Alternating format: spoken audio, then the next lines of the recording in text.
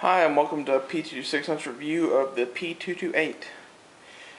This is a compact sized gun made by Sigs of Germany. All of the P228s are still stamped made in West Germany.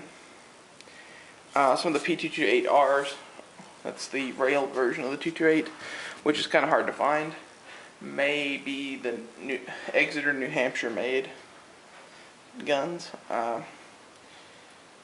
That's mainly rumor, though. I haven't actually seen one. Okay, philosophy. I'm just going to run through these pretty quick because if you're watching this video, you've probably seen my others and you probably know these philosophies inside out. The first one is collectible. It's increasing in value as we speak because they stopped making them. Go to war pistol.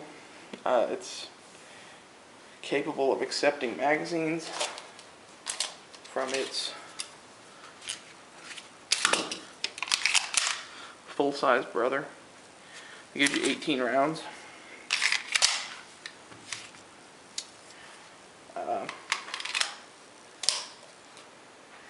To me, that gives it a definite go-to-war capability. It's basically a 226 shrunk down a little bit. For a female, I would heavily suggest this gun as a go-to-war pistol.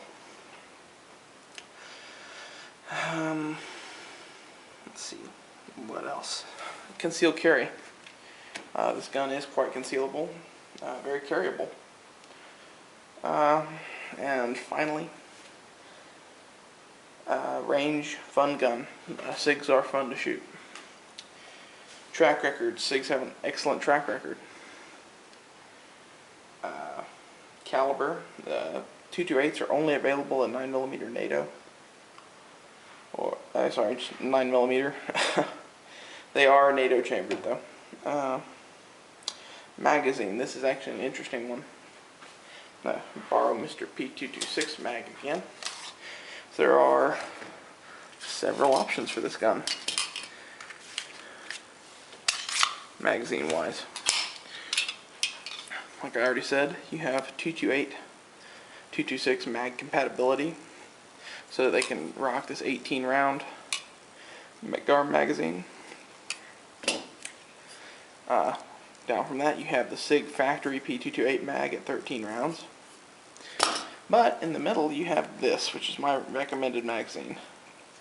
Flush fitting McGar made in Italy, 15 rounds for the Sig P228.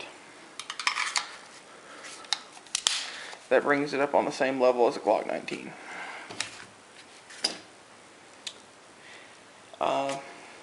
That's probably the #1 accessory for this gun too, would be those 15 round McGar mags, which I suggest you get a lot of, because eventually they'll stop making them.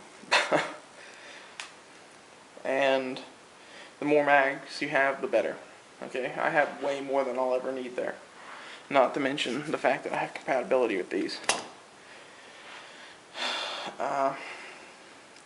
Other magazines, they do make some 30 round Sig mags. They're harder to find, but you could get a hold of one.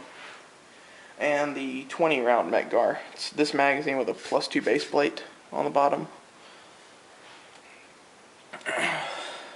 Anyway, that's enough about magazines. Accuracy. The gun is amazingly accurate. This is the most accurate out of any of my Sigs. This shot an 1.5" group at 10 yards the first time I ever shot it. Which, considering it has old school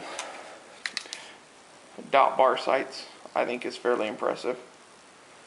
I don't really care for those sights so much. They are very accurate though. I mean, obviously. It's kind of hard not to like them now.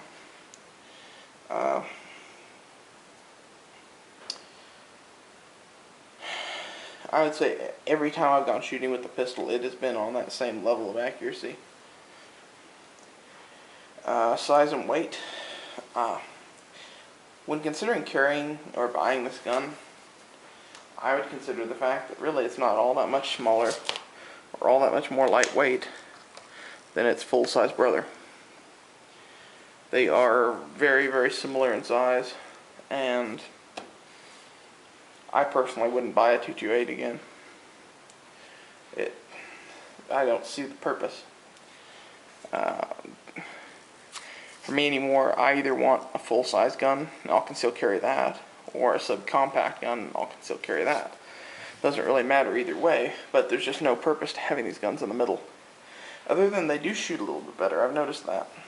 Like the Glock 19, Walther PPQ, Sig 228, all of these shoot better than their full-size counterparts.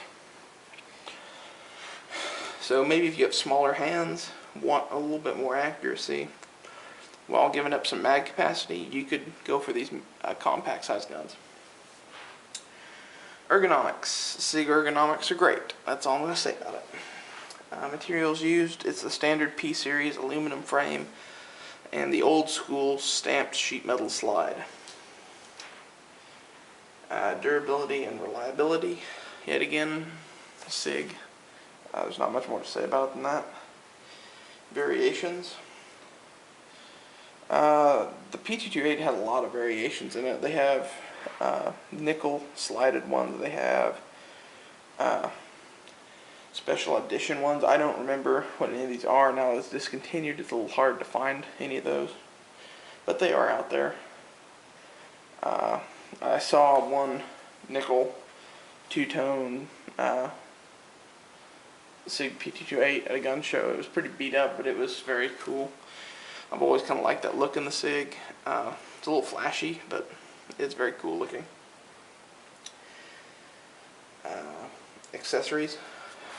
Pretty much as successful as this gun is, you can get any accessory you'd ever want for it, as far as magazines, holsters, mag carriers, grips, anything like that you can find for the 228 still.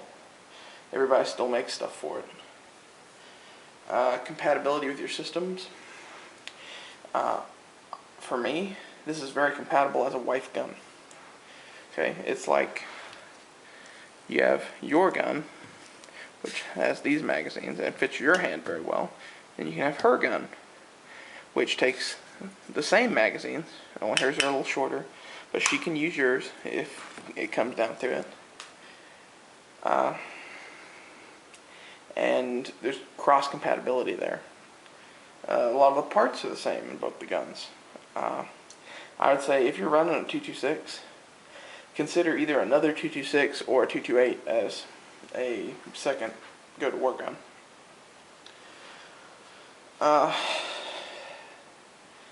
And like I said already, wife gun is perfect for this because it is just a little bit smaller and it's almost meant for a female hand. Value. Current street price on these guns is somewhere in the neighborhood of $600 to $800, depending on condition, whether it has the box with it or not, how many mags you have with it, all sorts of variables. I got this one at a screaming deal of $450, and yeah, you heard me right, $450, came with 2 magazines, unfired in the box. I couldn't say no to it at that price, even though I think the size of gun is actually pretty stupid. Thanks for watching. Please subscribe and don't forget to thumbs up the video.